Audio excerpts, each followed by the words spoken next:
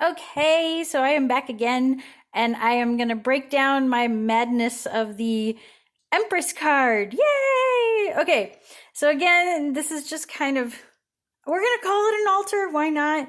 And it is just things that give me the energy of the Empress card, the energy of this particular tarot card.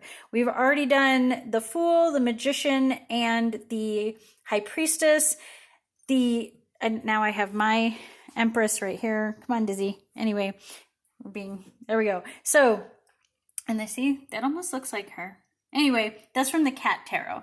The Empress is number 3 in the Major Arcana, but it is the 4th card if you count the Fool. So some cards might actually say 4, I think. All right, for some weird reason, she says 5. I don't know. Anyway, so this one's the Spirit Science card, and yes, all the words on there are like they're magnetic poetry. We had a good time with that actually this past time. My tarot students actually helped me put this one together, so thank them for some of the madness. The symbols that you want to look for with the Empress is obviously feminine energy, feminine entities, female characters, very feminine looking, that kind of thing. Also, the crown. She will typically have a crown. This one only has like 3 stars on it. This one has closer to I think this one probably does have the 12 stars. Let's see. Yep, that one has 12 stars and they're in a circle even. So when it's kind of hard to tell, we can assume there's like 12 openings or 12 points on that one. This one has the 12 stars on it. So there's that. The 12 stars are going to represent, see, those are stars in the sky, going to represent the wheel of the year. They're going to represent the 12 months in the year. So she is very much a cycle-based energy. She does have kind of the same thing with the pomegranates going on. Where's a pomegranate one? I don't think I have one on here that has like a strong pomegranate imagery, but oh, that one kind of does a little bit. Anyway, so yes, she still has pomegranates, but she's more like Demeter than Persephone. She's going to be that cycle moving in a single direction. So everything that happens with her is going to be from birth to adulthood to crone to death and rebirth again. That's more what she represents. I talked about the crown, and now I want to talk a little bit about some of the other symbols on here. I think one of the better ones is actually the Cat Tarot, which is interesting, but it does have kind of all the little things that I need on here. The other symbol that you're going to see on the Empress card is hearts. Again, I mentioned Demeter. She's also very strongly associated with Aphrodite and Venus, obviously with the little Venus symbol down on the little pillow right there, or the cat treat, whatever that is. And so Venus and love and comfort. She's associated with the astrological symbol of Taurus. So she is going to be all about comfort, creature comforts, material things, material wealth. She doesn't necessarily have to be a greedy type energy, but she is more like, she likes the finer things in life. She likes to relax. She likes to enjoy fine foods and comfortable clothing and comfortable pillows and just be comfortable. So I'm like, yes, I love Empress energy.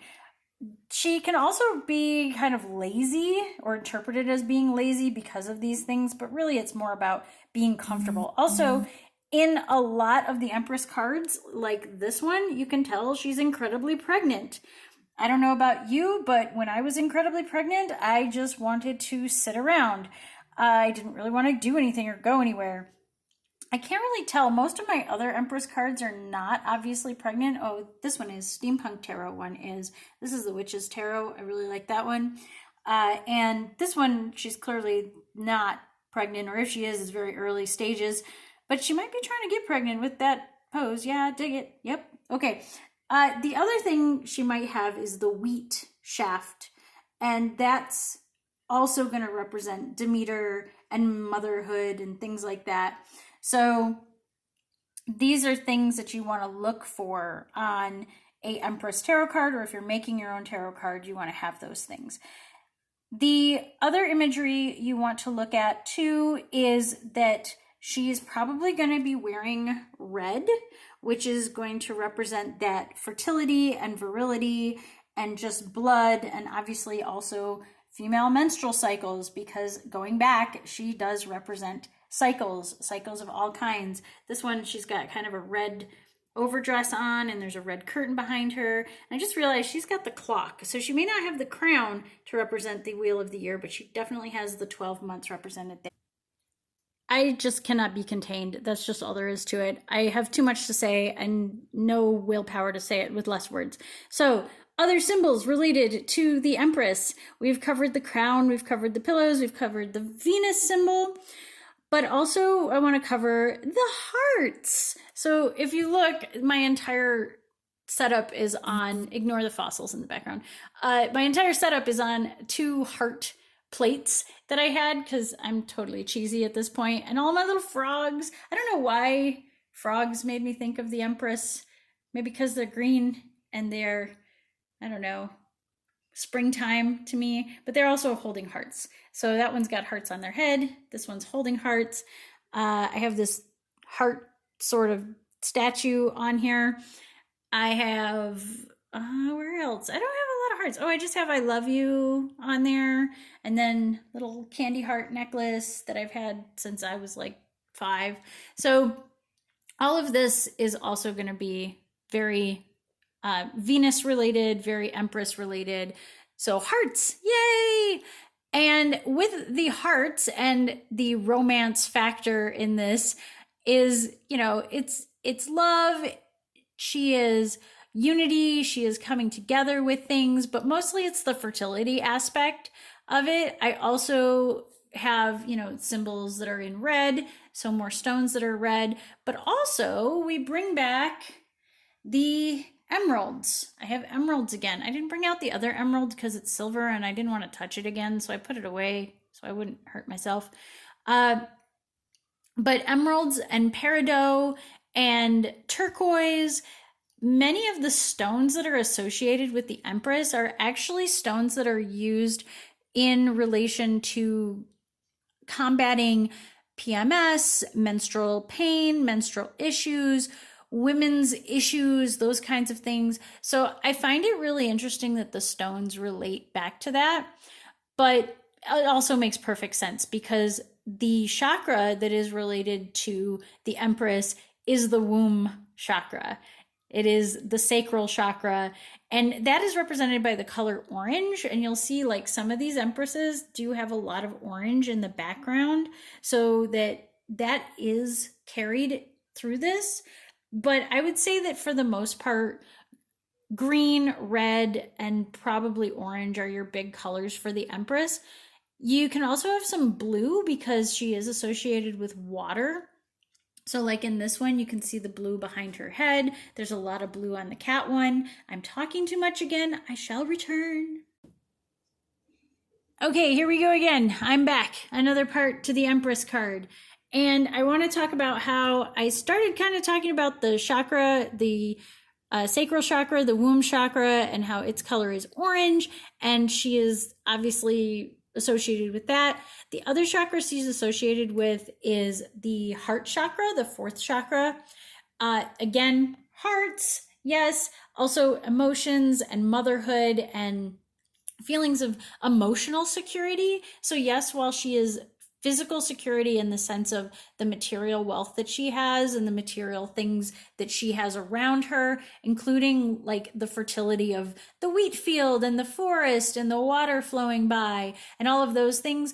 Water is also related to emotions, and she is related to that heart symbol and the heart chakra. The color for that is green, and that also goes back to this whole thing where her element is earth. So you've got your earth, you've got your water.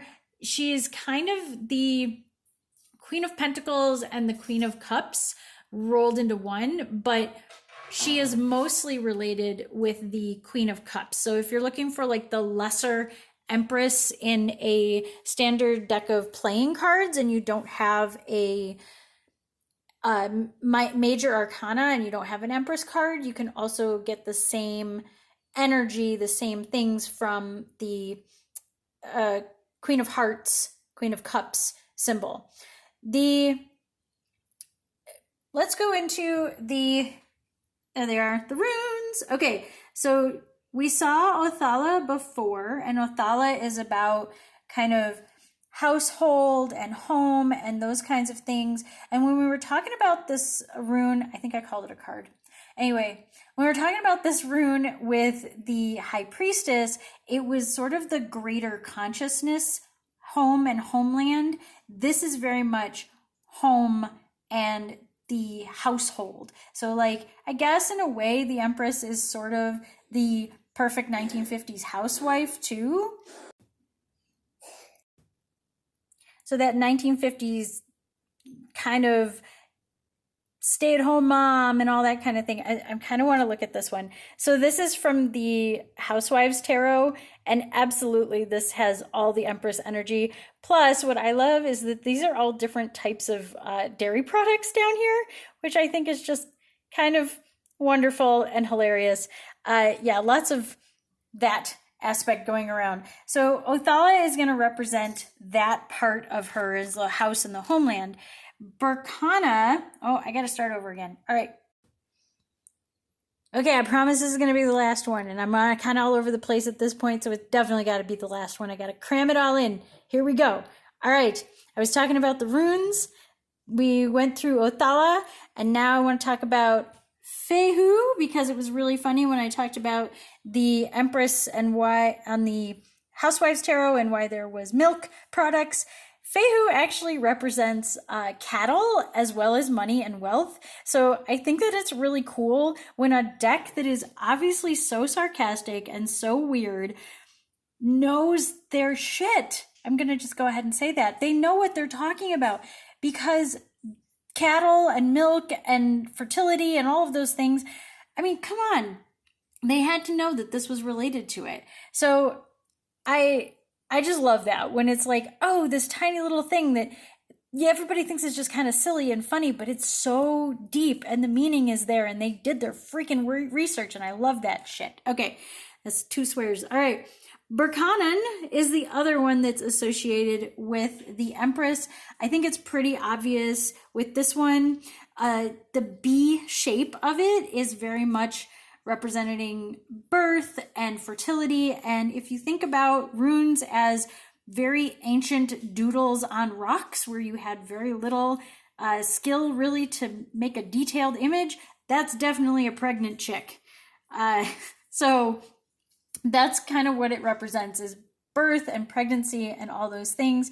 I'm also going to go back to the stones a little bit, because this is one of the things that I am going to talk about with mine. So my birthstone is opal. This is my grandmother's ring. Opal is a big stone representing the Empress. So opals as well as rose quartz, which is interesting because both of those are actually stones more related to Libra, but in this case, it's going to be more just because it's related to Venus, and it's also kind of a Taurus energy thing too. Opal is also one of those stones that I recently was told it's kind of a good kind of stand-in stone, because it allows the properties of every other kind of stone as well. I just think they're pretty. I just think they're great. They're my birthstone. This one is from my grandmother's ring. The stone has been replaced, but yeah, so opals as well as emeralds, as well as peridot, rose quartz, adventurine, all of these kind of stones that are also related to feminine energy. I promise this is it. I think I got all the stuff. You can see all the crazy words that are associated with it. And hopefully Mary will work on the next card soon. I kind of been holding out on her, so bye.